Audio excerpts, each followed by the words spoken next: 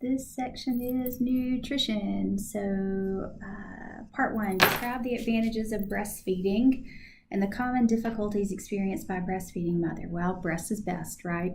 But in America, there's not, although it has gotten better, there's not really a breastfeeding tribe, so to speak. So it's really hard for moms to breastfeed. You don't sit around and watch people breastfeed all around you and then just know how to breastfeed when your baby's born. So the knowledge and the mentality and the tribe of breastfeeding women is not really there to support breastfeeding mothers. Now, it has gotten better, especially with more and more hospitals becoming baby friendly in designation. Sore, cracked nipples, need to take medications that would limit breastfeeding, mastitis, are all complications that breastfeeding mothers can experience. Advantages, long-term health for the baby, of course, gut health. They're less likely to experience obesity, food allergies, ear infections, the list goes on and on. Identify the known benefits of feeding human breast milk to infants.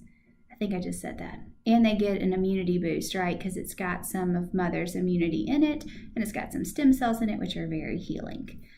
All right, next up, know the signs and symptoms of common nutritional deficiencies in infants. Okay, so iron is going to be, deficiency will be anemia. So they might be pallor, lethargic, they may have a heart murmur that you've never heard before, and we're going to treat that with iron supplementation. Vitamin D deficiency in a young kid will present with as rickets, and I have seen this in babies. I had a kid present with a leg length discrepancy as an infant, as a non-ambulatory child. The kid was like 7 or 8 months and really wouldn't bear weight on the legs, and the mom said she thought one leg perhaps was a little shorter than the other. We got an x-ray, and the radiologist saw rickets on the x-ray, which was the first time I had ever made that diagnosis outside of a major medical hospital, so that was kind of cool for me. And then we supplemented the kid with vitamin D, and his x-ray resolved, which was awesome.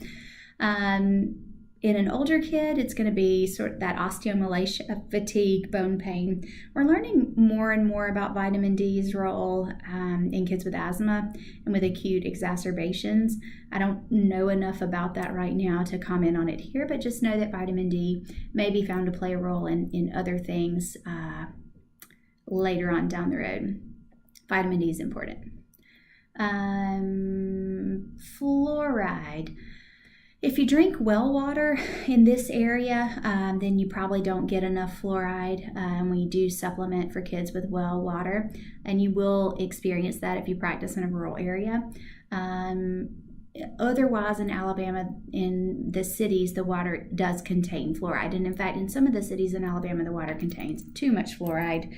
So you may see fluoridosis, that's a hard word to say, which is staining of the teeth from excessive fluoride. But fluoride helps protect the teeth and keep them healthy, and that's why the water is supplemented with that. Nutritional factors that contribute to the development of childhood obesity and failure to thrive. Those can be the same. Poverty can contribute to both obesity and failure to thrive. The American diet can contribute to both obesity and failure to thrive. It really just depends on the situation. Junk food is cheaper, but if you don't have any money, then you can't buy anything. So, so there you have it.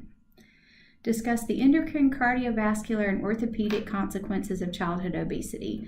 So the endocrine complications are going to be very much the same as you see in adults. So type 2 diabetes, that syndrome that they keep changing their mind what they're going to name it, metabolic syndrome, syndrome X, I don't know what they're calling it this week, but hyperlipidemia, hypertension, hyperglycemia, PCOS, that constellation of symptoms, that's some random syndrome name of the week, that is an endocrine complication.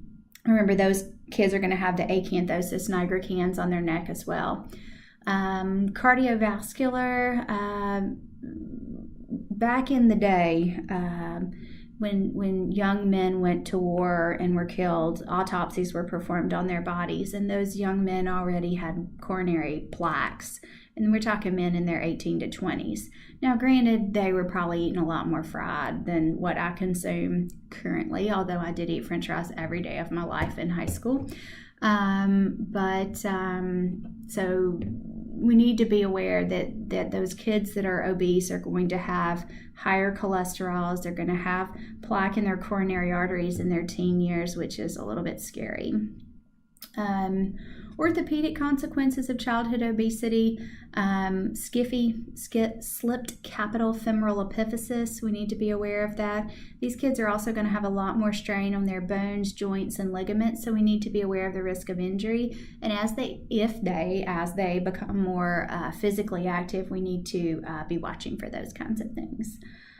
Risk factors for development of cardiovascular disease and diabetes in children. Obesity, hyperlipidemia, the same things we see in adults, we're going to see with kiddos there.